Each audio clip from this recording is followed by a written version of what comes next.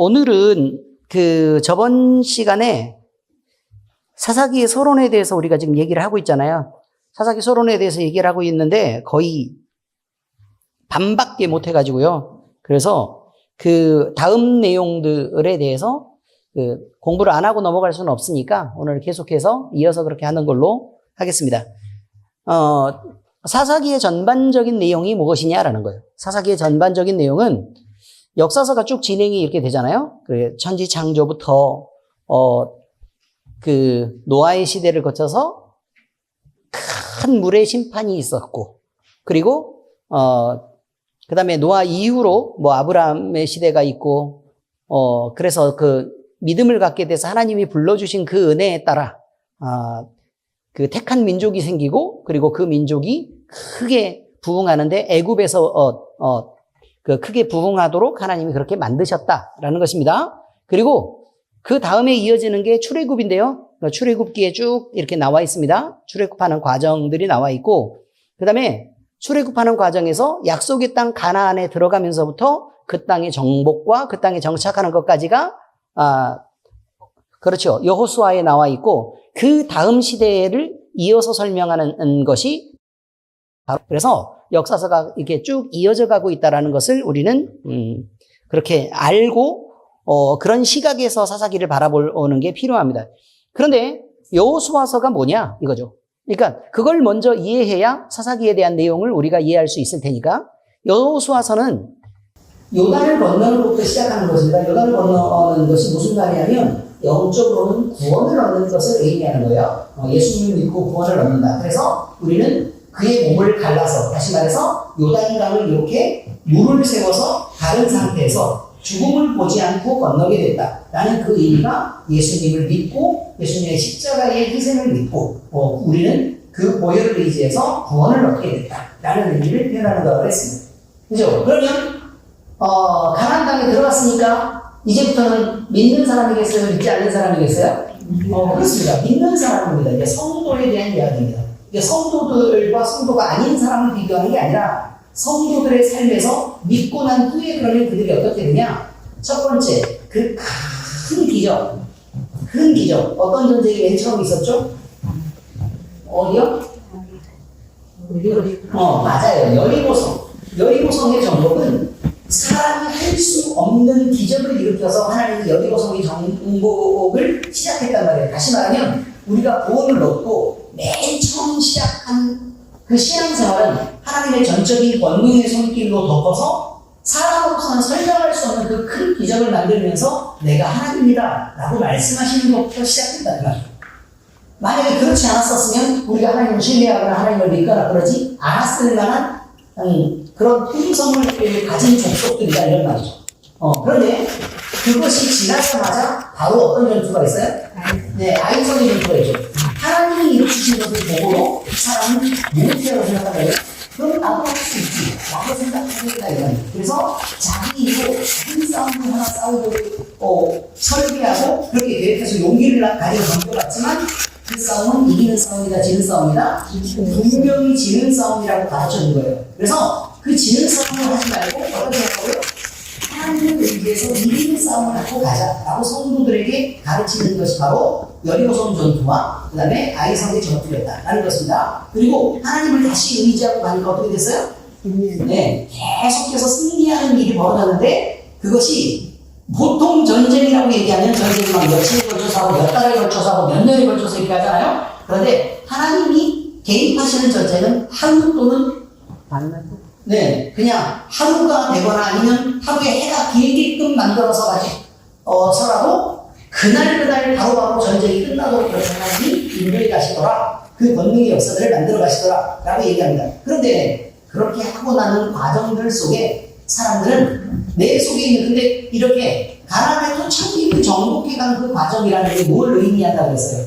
내 안에 있는 그 전에 있었던 세상을 섬기던 습관과 그 다음에 하나님 외에 다른 것들을 담았던 나쁜 습관들이 우리 속에 죄와 죄된 습성으로 남아있게 될 텐데 그런 것들을 죽이고 그 호흡까지도 다 끊어서 그 못된 습관들을 버리고 하나님을 섬기자라고 하나님은 말씀하시는 것 같다는 얘기예요. 그런데 이스라엘 백성들은 그것을 선택해서 그렇게 했어요? 아니면 그걸 안 했어요?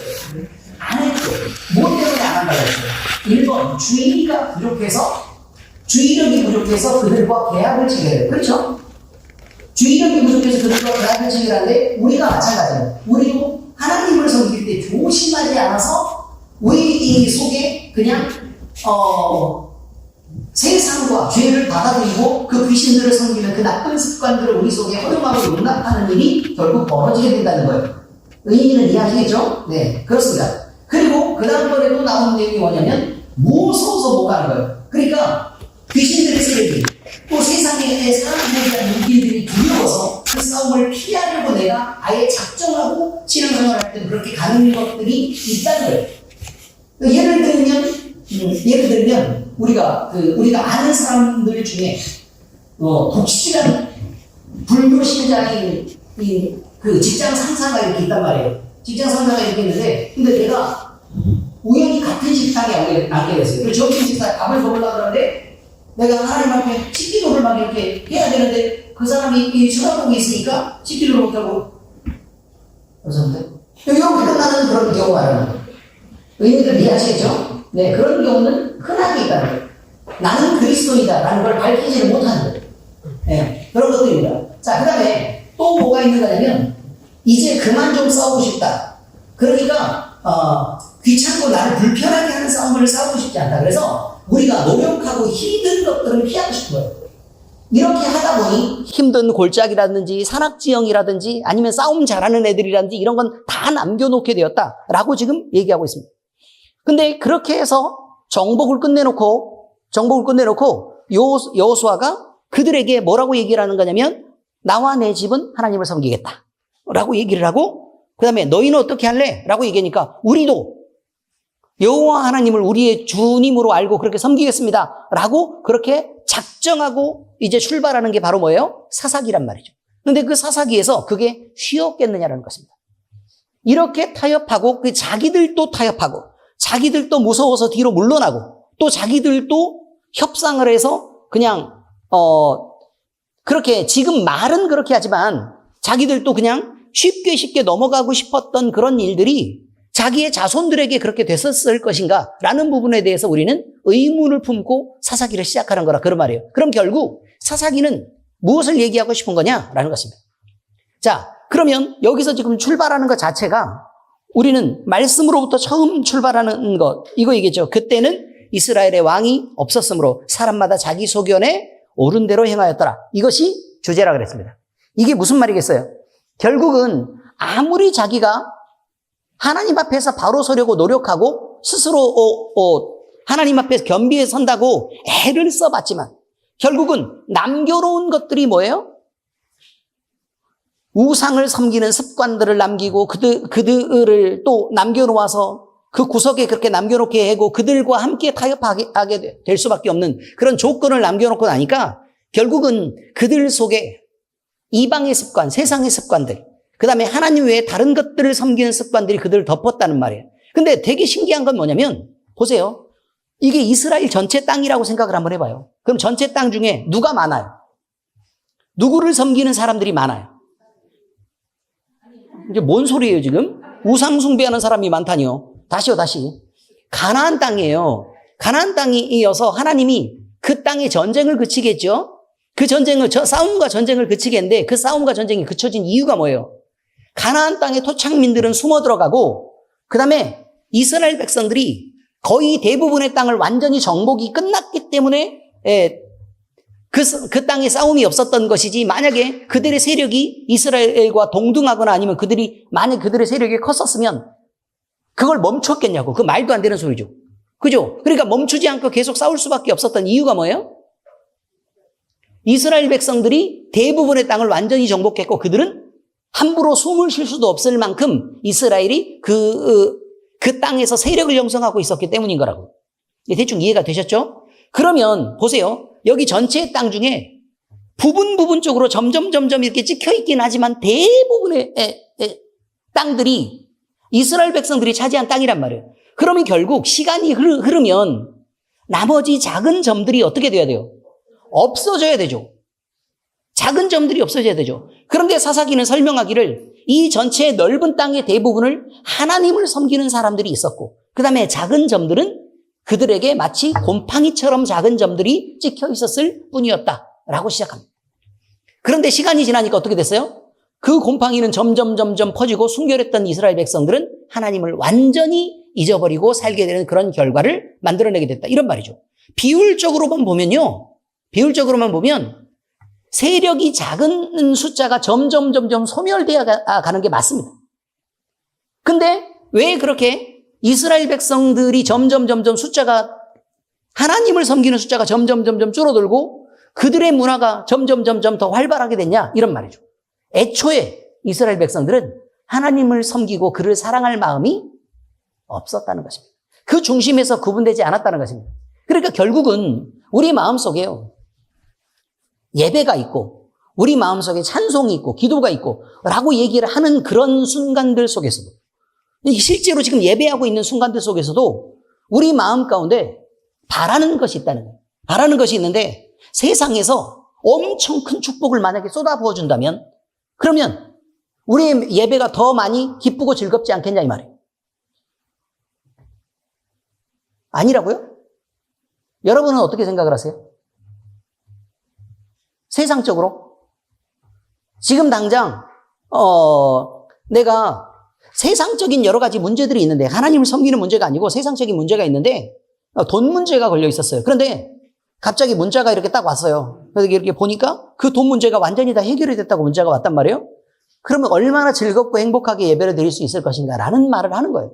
우리가 진짜 하나님으로 기뻐하는가, 아니면 우리의 삶의 모든 문제들을 다 걸어놓고 우리가 하나님을 이용하려고 하는 것인가 라는 부분에 대한 얘기를 질문을 하는 것입니다.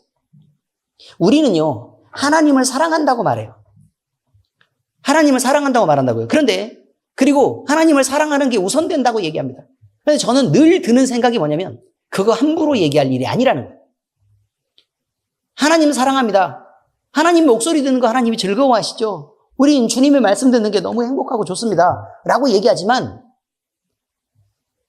그런 말 함부로 하는 거 아니라고요. 사랑한다 이런 말 함부로 하는 거 아니라고. 그래서 어른들한테요, 나이가 한 89세쯤 되는 어른들한테 그 TV에서 이렇게 6시 내 고향 이런 데서 물어봅니다. 할머니 사랑하시죠? 그럼 아이 그런 걸 어떻게 말로 해. 그동안 이렇게 살아온 걸 보면 알지 라고 얘기를 하고, 아이 사랑한다고 그래도 말 한번 해주세요. 그러면 아이 됐어 이렇게 얘기하죠. 의미를 이해하세요? 네. 그렇게 지금까지 그럼 사랑한다는 말을 한 번도 안 해보셨어요? 아이 그런 말을 어떻게 해? 라고 얘기한단 말이죠. 그럼 그렇다고 사랑하지 않는 거냐 이 말이죠. 그럼 할머니한테 물어봐요. 할머니한테 할아버지가 할머니 사랑하시긴 하는 거예요. 아니 그런 걸 어떻게 말로 해? 그동안 행동으로 해오셨다는 거예요. 계속해서 할머니를 사랑하는 걸 행동으로 해오셨다 이런 말이죠. 근데요, 그러면 여러분 입장을 바꿔놓고 생각해 보십시다. 요즘 같은 젊은 세대들이 막 자기야 사랑해 부끄러워 이렇게 얘기하면서 사랑하고 있는 모습들과 지금 89세 90세 된 할아버지들이 평생 동안 할머니랑 마음을 맞춰가면서 이렇게 사랑해 왔던 것과 어느 것이 더 끈끈하게 보이십니까? 여러분이 볼 때 나는 지금 세대는 이혼율도 높고 그들이 조금만 싸워도 서로 사랑하고 사랑한다는 사람들이 서로 머리 터지게끔 이렇게 서로 싸워대는 걸 볼 때 그 사랑이라는 것이 과연 무엇인가가 의심스럽다는 얘기죠. 그래서 우리 편에서 생각하는 그 가벼운 사랑들에 대해서 함부로 입 밖으로 내지 말기로 하자 이런 말입니다. 자, 여러분 어쨌든 이것입니다. 우리가 약속의 땅에 많은 민족들이 그동안 채워져 있었습니다. 그죠? 약속의 땅에 많은 민족들이 채워져 있었는데 그리고 그 땅에 민족들이 채워져 있었다는 것은 어느 지역을 차지하고 있던 그 작은 이게 조금 넓은 지역을 차지하고 있었지만 숨어 들어가서 더 작은 지역을 차지했지만 밀도가 더 커졌겠죠. 왜냐하면 큰 것을 좁혀놨으니까 밀도가 커졌겠고, 그 다음에 그 조금 넓은 지역을 차지하고 있었던 왕들이 있었을 텐데 그 왕들이 그 좁은 지역 속에 들어가서 숨어서 기회를 보고 기다리고 있었던 그런 왕들이 있었을 것이다. 이런 말이죠. 자, 그런데 이제는 점점 그 왕들이 전쟁이 끝나자 조금씩 아래로 내려오기 시작하겠죠? 네. 그런 내용들을 지금 쭉 얘기하고 있습니다. 자, 그런데 이제 사사들이 이제 그때마다 이제 점점 이제 그 세력이 확장이 되면서 하나님을 알고 또 그의 역사를 알고 그것들을 경험했던 사람들, 그 세대 사람들만 하나님을 섬겼지 그 세대가 지나가고 나니까 도무지 하나님을 아는 사람이 없었다라고 사사기에서 기록하고 거기서부터 출발하는 것입니다. 그런데 이거 보세요. 우리가 왜 삶에 문제가 생기느냐는 거예요. 왜 삶에 문제가 생길까? 우리가 하나님이 우리에게 베풀었던 것들을 하나씩 기록을 내보시라고요. 하나씩 기록을 한번 해보기로 하자 이 말이죠. 자, 그러면 우리의 그러니까 다른 거는 그 이전까지는 다 없다고 하더라도 우리가 교회에 맨 처음 엘림교회에 나왔을 때 처음 상황이 어땠을까? 적어보는 거예요. 처음 상황이 내가 어땠을까? 처음 상황이 어땠을까? 적어도 내 몸의 상태는 어느 상태로부터 출발을 했었을까라는 것입니다. 어느 상태로 출발을 했었을까? 내가 자유롭게 걸을 수는 있었을까? 자유롭게 팔을 쓸 수 있었을까?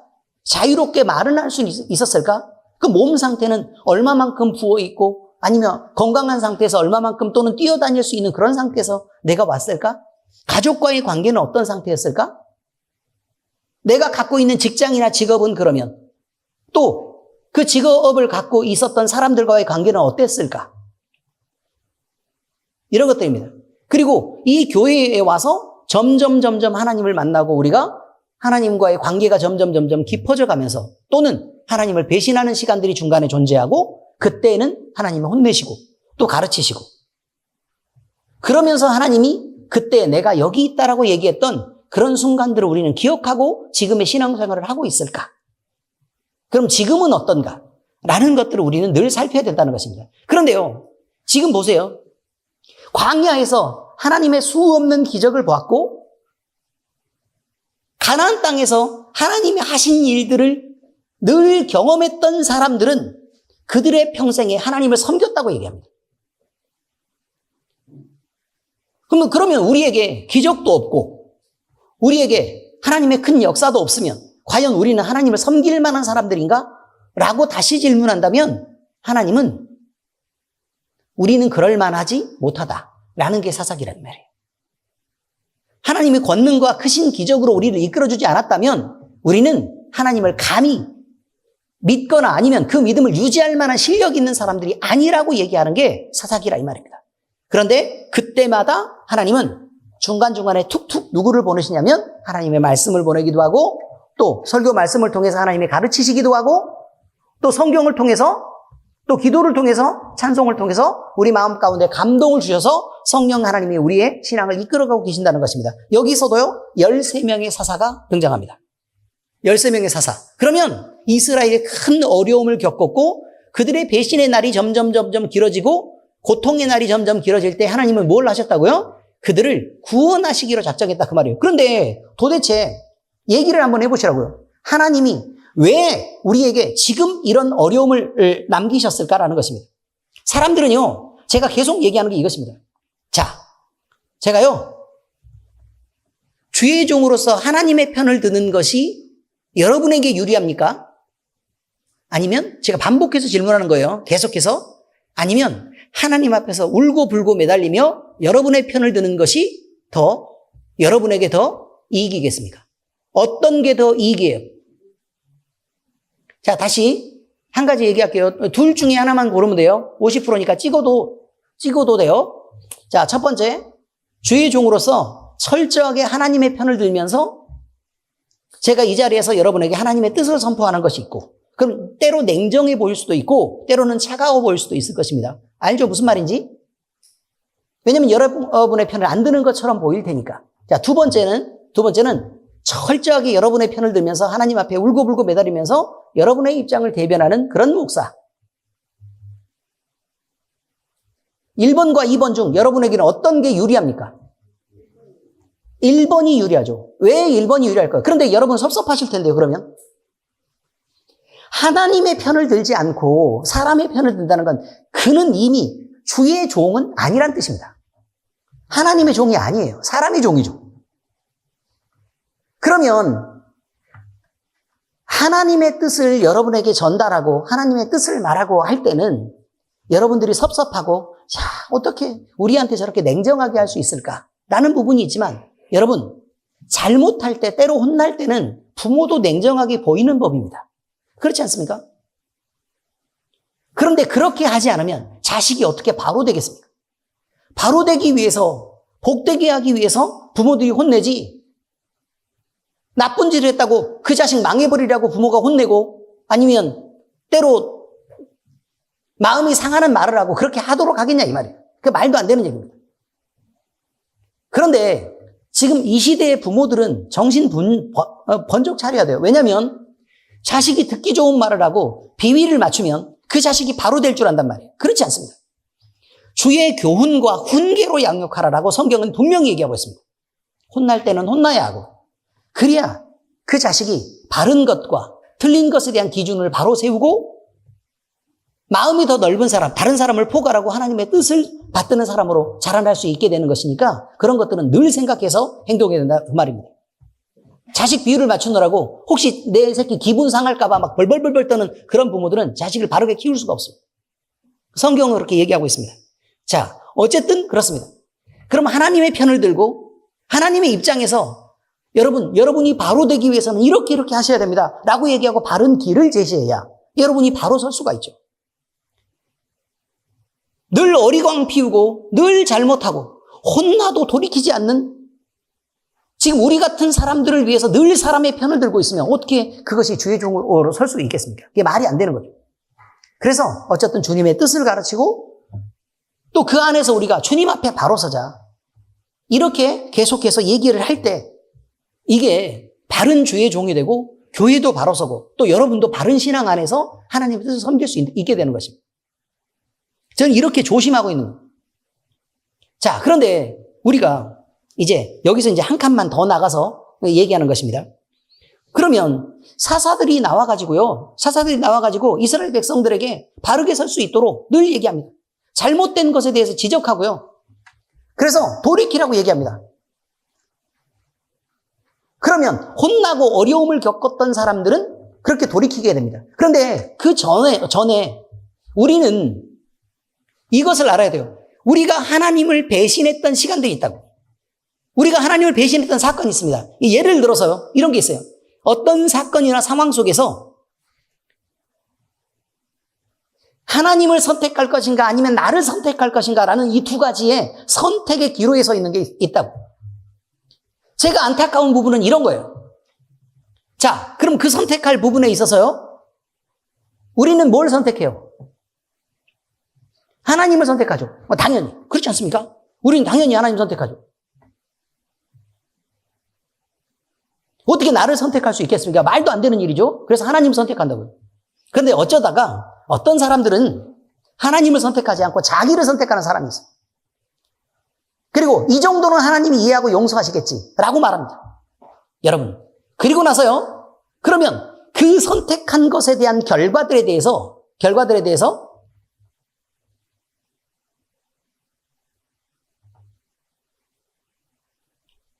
아프지만 내가 감내하고 감수해야 될 몫이 생기는 것입니다.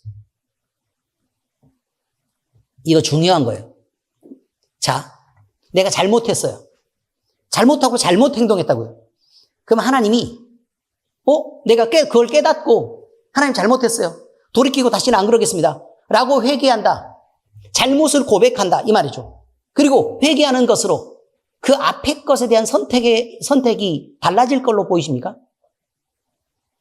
여러분 어떻게 생각해요? 목사로서 조심스러운 건 이것이란 말이에요. 자, 목사는 가르칠 때 이렇게 가르칩니다. 여러분에게는 상당히 부담되는 말이니까 잘 들으셔야 됩니다. 사랑의 하나님이 계십니다. 이해하고 용서하고 아끼고 여러분을 사랑하시죠. 이해하시죠, 이거는? 공의의 하나님이 계십니다. 늘 바른 것을 추구하시고 바르게 행동하면 복을 주시고 그 다음에 잘못 행동하면 벌을 주십니다. 이해가 되십니까? 자, 하나님이 사람에게 선악과를 따먹지 말라고 얘기했습니다. 근데 선악과를 따먹었어요? 안 따먹었어요? 따먹었죠. 그럼 아담이 금방 이거 잘못됐구나라고 느꼈겠어요? 못 느꼈겠어요? 저주를 받자마자 이건 분명히 잘못된 사건이다라고 느꼈겠어요? 못 느꼈겠어요? 느꼈을 것입니다. 말이라고 하십니까, 그거를? 분명히 잘못된 사건이라고 느꼈을 거라고요. 그렇지만 잘못된 사건이라고 느껴서 그럼 하나님 앞에 죄송한 마음이 들고 그럼 하나님 앞에 용서를 구했겠습니까? 안 구했겠습니까? 당연히 용서를 구했겠죠. 거기까지입니다. 그런데 하나님은 그를 사랑하셨기 때문에 여러 가지로 보호장치를 만들어서 아담을 먹이시고 입히시고 그렇게 하고 계셨다 그 말이에요. 그렇지만 그가 선택해서 선악과를 먹은 것에 대한 행위 언약을 어긴 것에 대한 결과는 그와 그 자손들에게 계속해서 남아서 결국 죽음을 맞을 수밖에 없고 남자들은 땀을 흘려 일을 해야 먹을 양식을 얻게 되고 여자들은 해산의 고통이 있었지만 거기에 더한 해산의 고통을 감수를 해야만 하는 그런 상황이 생기고 늘 남편에게 사랑을 구하는 존재로 살 수밖에 없게 되었다. 이런 것입니다. 이해가 되셨습니까? 자, 금송아지를 만들었습니다. 어디서요? 신에서 날에서. 이해되시죠? 여기까지는? 금송아지를 만들었습니다. 이게 성경을 얘기하는 거예요, 저는. 금송아지 만들었습니다. 그래서 어떻게 됐어요? 그들이 잘못했다고 얘기해서 우리는 하나님 형상 만들려고 만들었는데 우리가 이방신 섬기려고 그런 거 아니에요. 여호와의 성일이라고 선포해서 우리는 금송아지지만 하나님 섬기려고 그렇게 했던 거잖아요. 그리고 우리가 하려고 했던 것도 아니고 저는 잘 모르고 했었어요. 라고 얘기를 한다고 하더라도 그들이 아무리 회개를 해도 금송아지를 만들고 그 앞에서 뛰놀았던 것에 대한 결과는 받아요, 안 받아요? 받았죠. 이해가 되셨습니까? 그렇습니다. 우리가 뭘 생각해야 되냐면 사랑의 하나님은 이해하고 용서하시고 다 하십니다. 그러나 공의의 하나님이 계시기 때문에 그 자기가 행동한 것에 대한 죄에 대한 벌은 받고 그리고 나서 그 다음에 용서가 있는 거라 그 말이에요. 너 잘못했으니까 내가 버려버릴 거야 라고 하나님은 그렇게 버리시는 분이 아니란 말이에요. 왜? 사랑의 하나님이시니까 우리를 끝까지 포기하지 않으신다 이 말이에요. 그러나 우리가 잘못 행동하고 하나님 앞에 잘못을 범한 것에 대한 결과들은 어떻게 된다고요? 받는 거라고요. 자, 이스라엘 백성들이 그들이 이 하나님을 섬겨야 되는지 알았어요, 몰랐어요? 충분히 알고 있었습니다. 중요하니까 지금 계속 얘기하는 거예요. 알고 있었습니다. 그런데 그들의 자식에게 잘 가르치지 않았어요. 근데 거기에는요, 행위 언약이 포함되어 있었습니다. 하나님을 잘 섬기면 복과 풍요를 누리게 되고 하나님을 잘 섬기지 않으면 저주가 임한다는 걸 알고 있었습니다. 그럼 그 저주가 임한다라는 그 저주를 말하는 이유가 뭐예요? 하지 말라는 거잖아. 너 그거 하고 저주받으라고 하는 사람이 누가 있냔 말이에요. 저주가 있다는 뜻이 뭐라고요? 그 의미가 뭐라고요? 하지 말라고요. 그런데 자식에게 안 가르쳐요.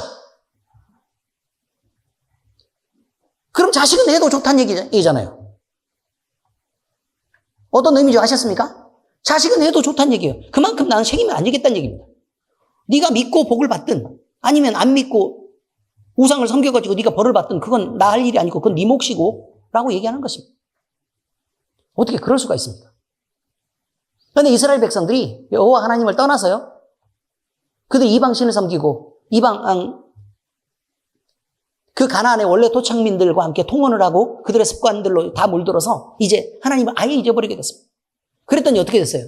그들이 사랑의 하나님이 계시는데도 불구하고 그거 하나 용서를 못해? 라고 얘기할 것입니다. 그렇지 않습니까? 그런데 그거 하나 용서를 못해? 라고 얘기하는 기준이 뭐예요? 하나님의 편입니까? 아니면요, 사람의 편이라는 뜻이에요. 자, 여러분. 자, 이렇게 생각하십시다. 하나님은 어떻게 하셨습니까? 이스라엘 백성들을 큰 민족을 이루게 했죠. 그리고 종되었던 땅에서 꺼냈습니다. 그래도 그들을 구원하셨습니다. 광야 생활을 할 때 만나와 메추라기를 먹이고, 그 다음에 바위를 갈라서 물을 내고, 모든 전쟁에서 그들을 이기게끔 하나님 직접 싸우셨습니다. 그래서 약속의 땅 가나안을 통째로 차지하게 만들었고 그들의 힘으로 차지하는 게 아닙니다. 그들의 노력으로 차지한 것도 아니고 그들의 능력으로 그 땅을 차지해서 그 땅에 살고 있었던 게 아닙니다. 그 땅을 살게 된 것은 하나님이 주셨기 때문이라고. 근데 그 땅에 살고 있는 그들이 말이죠. 그 혜택을 누리고 있는 그들이 하나님을 잊어버리고 다른 이방신을 섬기고 있단 말이에요. 그럼 하나님 입장에서 생각할 때는 이것입니다. 내가 얘네들을 이끌어서 내가 얘네들을 살게 했고 그들이 누리지 못해야 될 땅, 좋은 땅에다가 넣어놓고 각종 혜택을 누리게 했더니 그때부터 애가 바람을 피우는 거예요.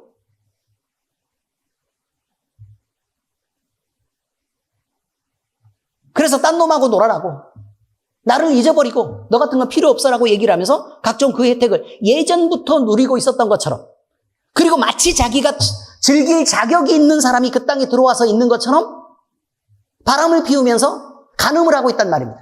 여러분 이것을 감당할 수 있습니까? 여러분의 남편이 그러고 있으면 감당할 수 있습니까? 예를 들면 이런 거예요. 남편이 아니라 여러분의 아내라면 감당할 수 있겠습니까?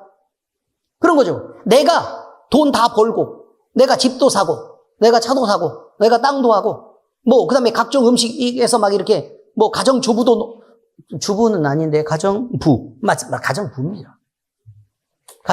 가정부도 두고 막 호화롭고 넉넉한 곳에서 들여와서 살게끔 아내를 한 명 데려왔단 말이에요. 근데 그 아내는 거지꼴을 하고 있었던 그래서 어디 밥 한 끼니도 제대로 해결을 못하고 남의 밑에서 이게 고생하고 천대받고 무시당하는 애를 갖다가 씻기고 이렇게 해서 아내로 데려다가 이렇게 놨다 이 말이죠.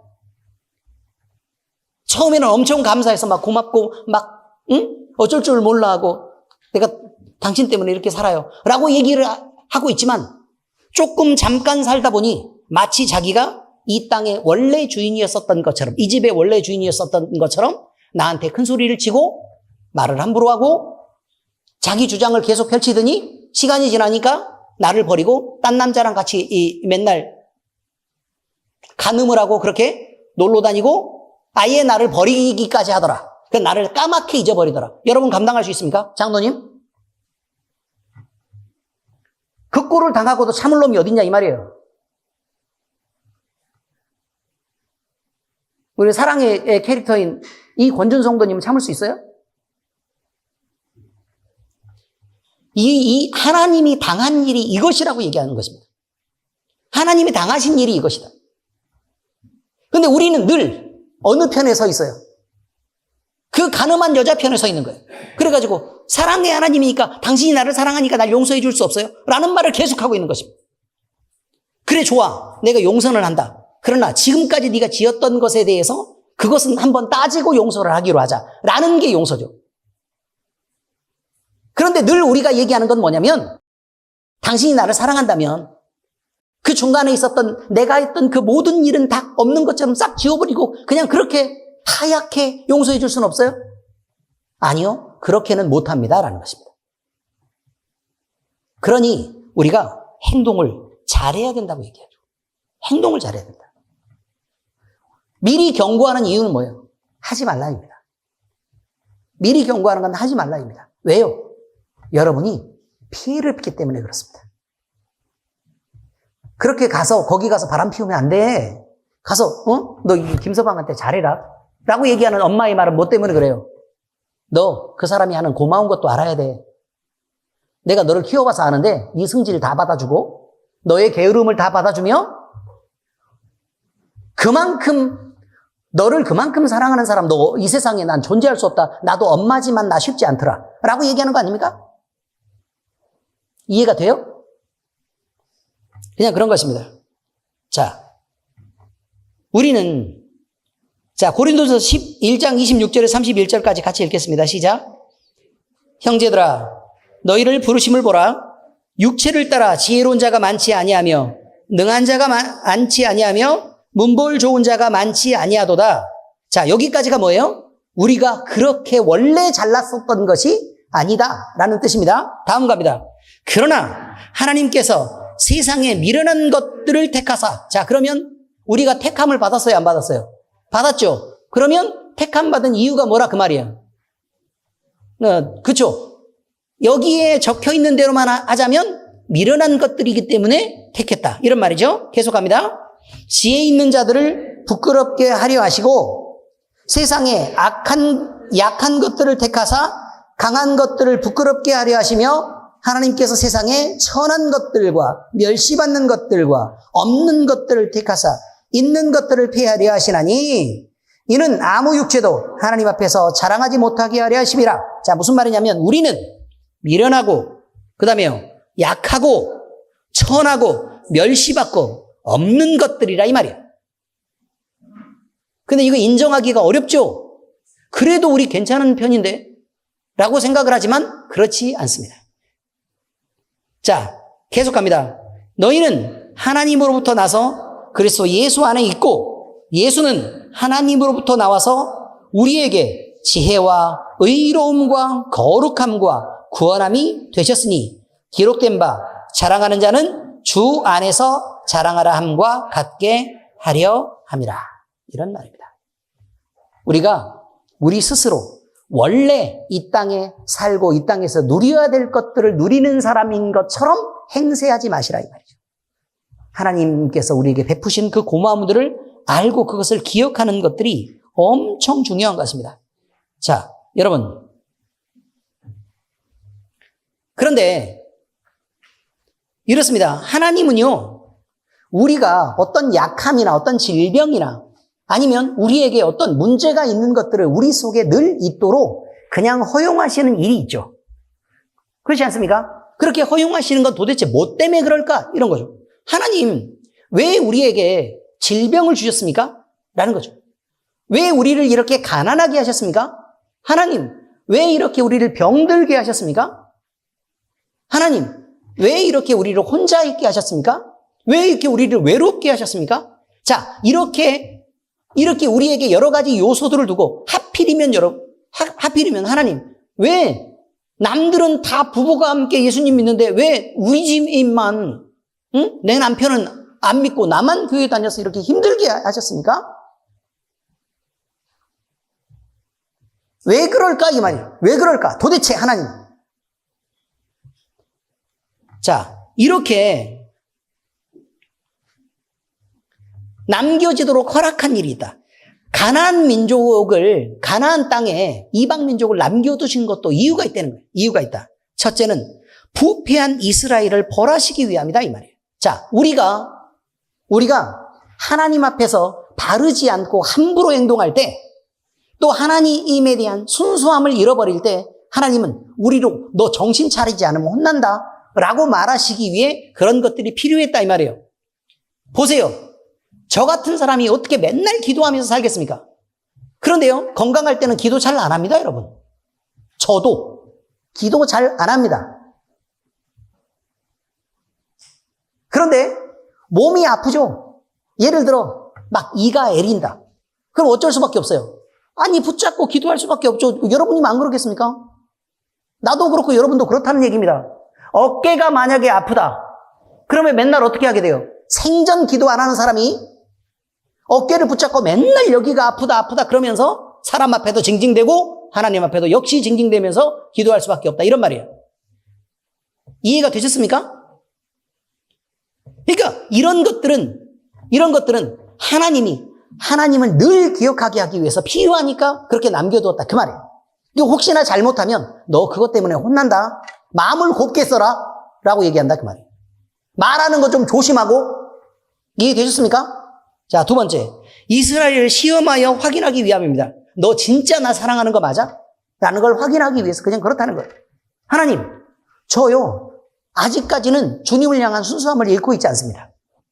이렇게 대답할 수 있어야 됩니다. 저는 평생 하나님만 사랑할 거예요. 이렇게 함부로 말하지 말라 이 말이에요. 아직까지는 하나님을 잃지 않고 하나님을 여전히 사랑하고 있습니다. 그런데요, 제가 약하니까 주님이 좀 도와주세요. 라고 말할 수 있어야죠. 세 번째는 이스라엘에게 전쟁 경험을 갖게 하기 위함이었습니다. 이게 무슨 말이냐면 영적으로 싸울 힘을 갖게 하기 위해서 늘 기도의 용사로 세워가는 거라 그 말이에요. 아시겠죠? 어떤 뜻인지? 네, 그렇습니다. 만약에 그런 것들이 없으면 어떻게 기도를 하겠습니까? 그러면 영적으로 무슨 힘이 생기겠냐고요. 훈련을 해야 군사도 힘이 생기죠. 능력이 생기고 그냥 그렇다는 것입니다. 마지막 넷째는 땅의 황폐화를 막기 위함이었습니다. 어쨌든 그리스도인으로 살아야지 맨날 하나님이 늘 좋은 것만 주면 우리가 그리스도인이라는 정체성마저 잃고 살아가기가 쉽기 때문에 하나님은 늘 그 안에 여러 가지 나쁘고 약하고 천하고 이런 것들을 우리 안에 두셔서 늘 그런 것들을 경계하고 또 조심하고 또 그런 것들과 싸워가면서 살게 하신 것이다. 이렇게 지금 얘기하고 있습니다. 여러분, 오늘날 많은 그리스도인과 수많은 교인들은 인간적인 방법과 또 인간적인 방법을 그것을 동원해서 교회도 부흥하기를 원하고 성장하기를 바랍니다. 그리고 돈도 많이 벌어서 풍요하기를 바라고 또 아무 일도 없는 평안을 누리기를 바랍니다. 이것은 당시 이스라엘 백성들과 매우 유사한 상황입니다. 그 늘 좋은 것만 누리고 싶었던 게 사실이라 이 말이에요. 주변과는 다르지만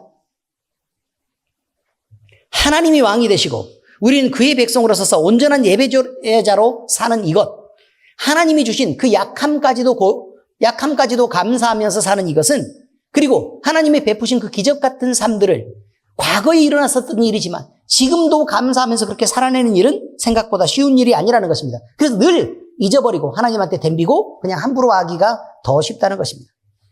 3장에서 16장까지는요, 많은 하나님의 백성들의 경험을 말합니다.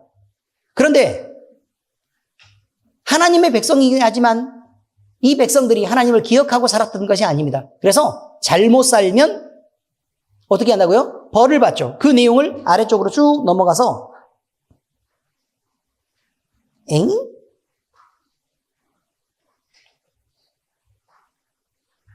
이거 도표로 그려놨는데 다음에 나오는 건가 봐요, 그게? 도표 없어요? 어디에 무슨 도표가 있어요? 어쨌든 잘못을 하면 혼나고, 그 도표 아니에요. 잘못을 하면 혼나고, 혼나면 힘들어가지고 울부짖으면 하나님이 안타까워서 불쌍히 여기시고 마음을 돌이키시고 은혜를 베푸시고, 그래서 사사를 세우고, 사사를 세우면 구원을 받고, 구원을 받으면 다시 평안을 누리고, 그러다 보면 배신 때리고, 그러다 보면 배신하고 나면 또 어떻게 돼요? 고난을 당하고 고통을 당하고, 그러면 또 울부짖다 보면 또 불쌍히 여기시고, 불쌍히 여기시면 다시 하나님이 마음이 아파가지고 구원의 계획을 세우셔서 사사를 세우시고, 또 사사를 통해 구원하시면 그들이 구원을 받고, 그리고 나면 평안을 누리고, 평안을 누리다 보면 다시 배신을 때리고, 라는 과정을 끊임없이 반복하게 된다라는 것입니다. 근데 배신이 몇 번이냐? 그럼 적어도 사사가 13명이나 되니 적어도 몇 번은 반복했다는 뜻이에요. 최소 13번은 이런 일이 벌어졌다, 이런 말입니다. 근데 13번이겠습니까? 우리는 이것을 기억해야 된다는 것입니다. 우리가 어떤 존재인가? 그냥 평안하면 가만히 냅둬도 안심할 만한 것이 난가? 아니면 전혀 아닌가라는 그런 의미입니다. 그래서 정신을 차리고 그렇게 살 수 있어야 됩니다. 그리스도인들은요, 오르막길을 걷기도 하고 내리막길을 걷기도 합니다. 성장하기도 하고 또 망하기도 합니다. 또 평안하기도 하고 때로 고난을 가진 삶을 살기도 합니다. 하나님께서 사람들의 마음을 시험하시고 또 승리를 주시도록 잠잠히 기다리고 훈련하는 일을 우리는 그저 받아들이지 못해서요, 고난 중에도 하나님을 원망하고 불평하고 비판하면서 그렇게 덤벼들죠. 깊은 기도로 하나님과 함께하는 침묵의 시간을 가질 수 있어야 되는데, 그런데 우리는 하나님이 어떤 고난을 주시고 나면 잠잠하게 기도하면서 하나님이 이 고난을 우리에게 왜 주셨을까를 생각하죠. 그럼 누구의 문제겠어요? 그렇죠. 자신의 문제겠죠. 그런데요, 자신의 문제일 텐데, 그럼 누구 앞에서 자신의 문제냐면 하나님 앞에서 나의 문제란 말이에요. 고난이 있는 건 하나님 앞에서 나의 문제예요.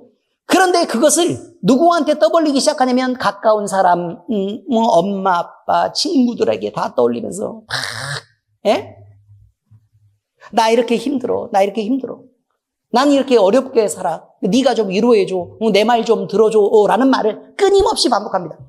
그래서 자기 자신이 그동안 잘못한 거는 다 묻어두고 뭐만 말하냐면 지금까지 나는 하나님 앞에서 내가 이런 노력을 해왔고 이런 노력을 해왔고 이런 노력을 해왔고 이런 노력을 해왔는데 하나님은 나에게 이렇게 고난의 시간을 길게 하시더라 라고 얘기합니다. 그럼 결국 누가 잘못했다는 뜻이에요?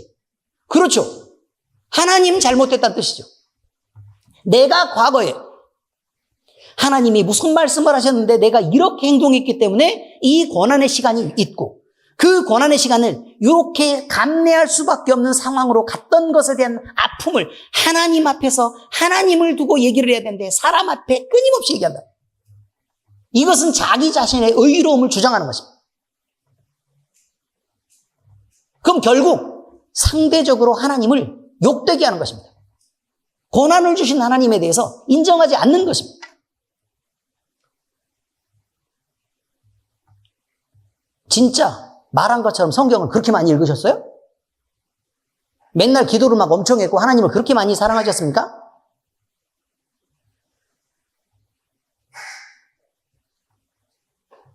그런데 우리는 그렇게 말하고 있는 것이 우리 자신을 스스로 감싸면서 얘기하고 있는 것이 하나님을 고난을 주신 하나님 정신을 차리라고 또 공의의 하나님이 우리에게 너 그렇게 하면 혼나 라고 얘기했던 것에서 혼나는 그 시간을 베푸신 하나님에 대해서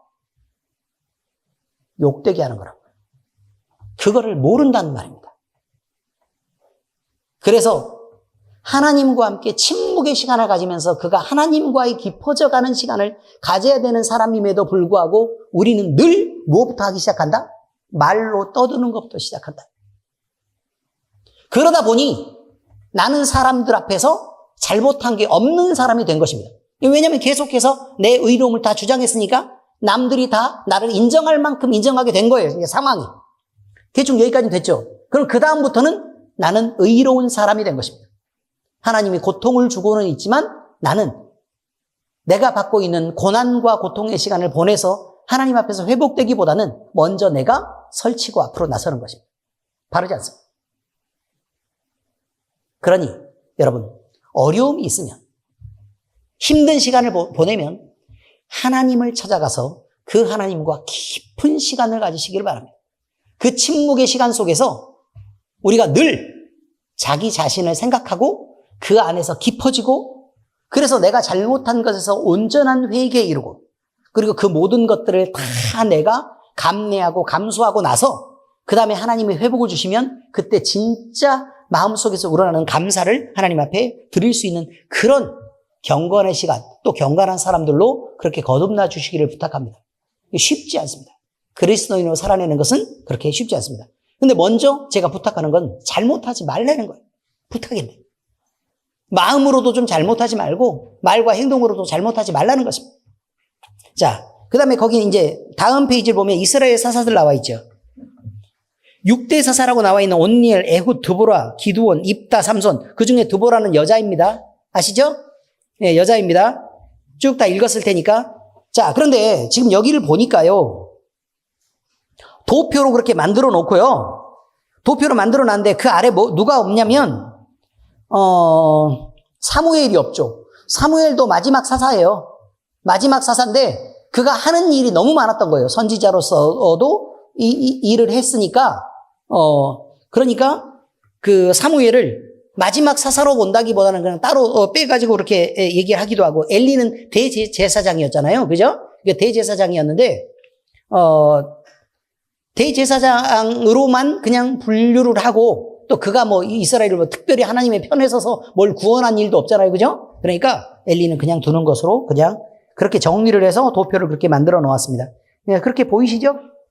네. 그렇게 보면 이제 한 페이지를 넘겨서 그 다음 번을 가로로 한번 보세요. 가로로. 자, 사사들이 먼저 있는데요. 거길 보니까 지금 이스라엘에서 사사들이 활동한 그 연대에 대해서 쭉 이렇게 나와 있죠. 그죠?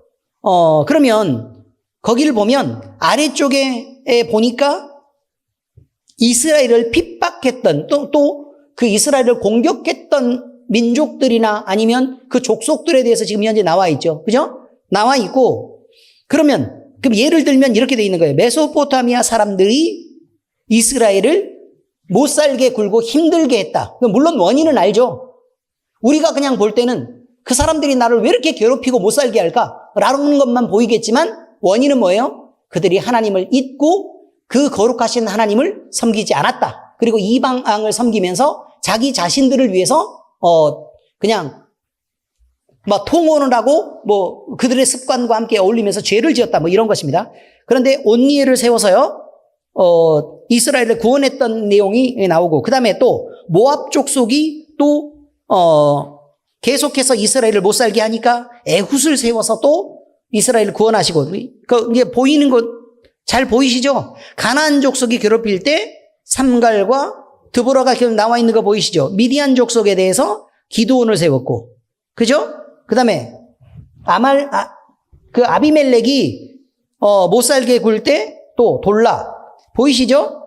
그다음에 암몬 족속 야일 이렇게 해가지고요 중간에 쭉 다 그 괴롭혔던 민족들이 거기 나와 있는데 이런 것들이 뒤편은 좀 복잡하니까 다시 도표로 돌아오면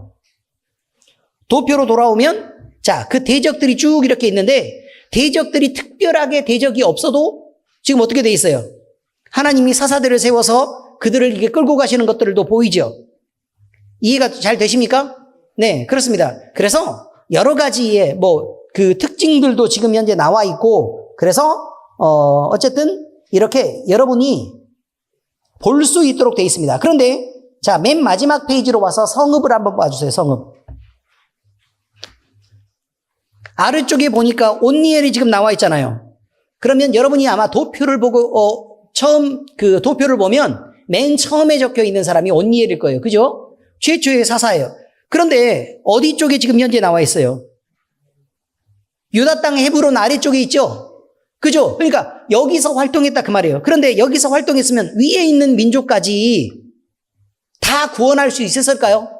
아닙니다. 그러니까 부분적으로 이 지역에서 그때 KTX가 있는 것도 아니고, 그 다음에 K9 자주포나 K2 전차가 있었던 것도 아니고, 비행기가 있는 것도 아니고, 그래서 그냥 이 땅에서 그냥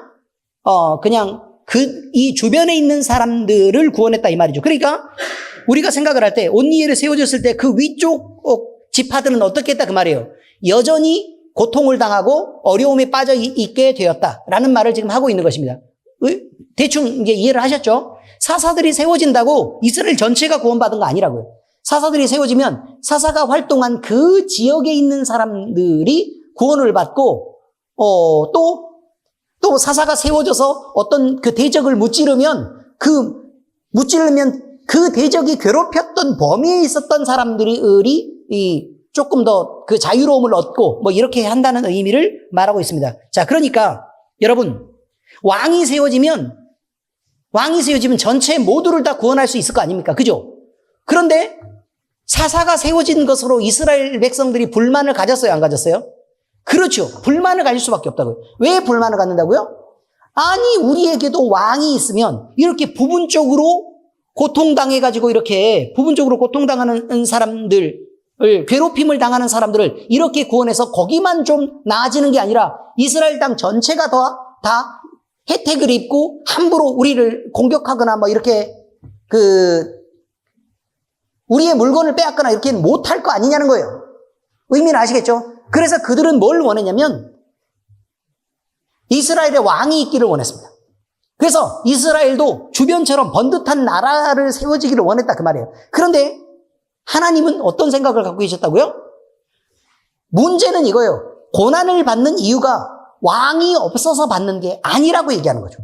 사람의 입장에서 생각을 할 때는 왕이 없으니까 우리가 이쪽 저쪽으로 다 경계가 이렇게 확실하지 않아가지고 이쪽이나 저쪽이나 다 일이나 늑대 같은 애들한테 다 이렇게 뜯기고 있다라고 그렇게 생각을 해서 우리도 강한 군대를 만들고 그래서 우리 영역을 분명하게 정의해서 강하게 통치할 수 있는 그런 나라가 좀 됐으면 좋겠다라고 지금 생각을 한 거란 말이에요. 그래서 그것을 간절하게 원하게 하게 됐다 그 말이죠. 근데 하나님은 내가 이미 왕이지 않냐라는 거죠. 그리고 너희들이 잘못한 것에 대한 벌을 받고 있다니까 라는 의미였습니다. 내가 이스라엘의 왕인데 너희는 왕을 섬기지 않으니까 그러니까 왕이 너희한테 벌을 내리는 건데 다른 민족을 들여와서 벌을 내리는 거라고. 이해는 되시죠? 그래서 벌을 받고 있는데 너희는 원인을 잘못 파악하고 있다 그 말이에요. 그래서 이스라엘이 하나님 외에 사람의 왕을 세우기를 간절히 바랬기 때문에 그래서 하나님은 그럼 너희들이 세울 왕이 누구냐? 라고 했을 때 누구를 데리고 온 거예요? 자기들 마음대로 좀 할 수 있는 사울이라는 사람을 데리고 온 거란 말이에요. 여기까지 이해가 되셨죠? 그래서 그걸로 안 되니까 하나님은 기름 부음 받은 누구를 다시 세우기로 하셨다고요? 다윗을 세우기로 하셔서 이스라엘의 왕국을 또 예비하신다. 이런 말이 되겠습니다. 어떻습니까? 여기까지는 일단 사사기에 대한 전반적인 얘기를 지금 얘기하고 있습니다. 그런데 여기서 이제 더 말할 내용들이 조금 더 있지만 다음 시간에 이 얘기를 하도록 하겠습니다. 그리고 맨 처음에 서론은 거의 이 정도에서 정리하도록 하겠습니다. 어떻습니까? 우리가 그냥 사사기가 그냥 진행된 것처럼 보이지만요. 영적으로 훨씬 더 중요한 의미가 있고 그리고 우리는 사실 사사기를 보는 것이 되게 불편한 일입니다. 왜냐하면 사사기는 하나님이 통치하시는 나라에 대한 것이에요. 하나님이 통치하시는 나라. 그런데 그의 백성이 얼마만큼 배신하고 못나고 못되고 하나님에 대한 도리를 지키지 않는가에 대한 것을 얘기하고 있습니다. 근데 우리는 그의 백성이잖아요. 그러니까 우리에게 하는 말은 뭐예요? 얼마나 못되고 못나고 신의를 지키지 않고 얼마나 배신을 때리고 얼마나 그냥 점점점점점점 이걸 얘기하고 있는 거예요. 그러니 우리 입장에서는 듣기가 수월한 얘기가 아닙니다. 늘 우리를 지적하고 너 나빠 라고 얘기하는 것과 같으니까 그 얘기를 들으면서도 우리는 온전하게 하나님을 회복될 수 있기를 예수 그리스도의 이름으로 축복합니다. 기도하겠습니다. 하나님 아버지, 우리가 사사기를 공부할 수 있도록 하나님께서 은혜를 주셔서 감사합니다. 이 자리에 불러주셨고 이 공부를 하게 하셨사오니 우리가 하나님 앞에 구원받은 자로 하나님의 백성으로 하나님의 사랑을 받은 거룩한 하나님의 자녀로 우리가 살아갈 때에 어떤 도리를 갖고 또 어떻게 그 신의를 지키며 마땅히 하나님 앞에서 해야 될 행동들을 하면서 살아갈 수 있는지 우리가 늘 생각해보고 또 바른 행동을 작정하기를 바랍니다. 아버지 하나님, 우리를 온전하게 하시고 죄와 어둠과 타협하는 자로 살지 않도록 하나님께서 우리 마음에 늘 경계를 잊지 않게 하시고 또 주의 성령이 우리 마음 가운데 속삭이시는 그 말씀들을 잘 들어서 하나님의 뜻을 이해하고 살아갈 수 있도록 주께서 은혜 베푸시옵소서. 특별히 우리에게 어려움을 당했을 때 우리가 스스로 핑계하고 우리 편을 들어서 변명하고 또 우리 자신을 변호하는 자로 서지 않게 하시고 우리가 때로 고난이 있고 어려움을 당할 때에 우리가 당하는 그 고난과 어려움을 통해서 온전히 우리 자신을 바라보고 또 하나님을 회복하는 자가 될 수 있도록 주께서 우리를 새롭게 하시옵소서. 살아계신 우리 주 예수 그리스도의 이름으로 감사하며 기도합니다. 아멘.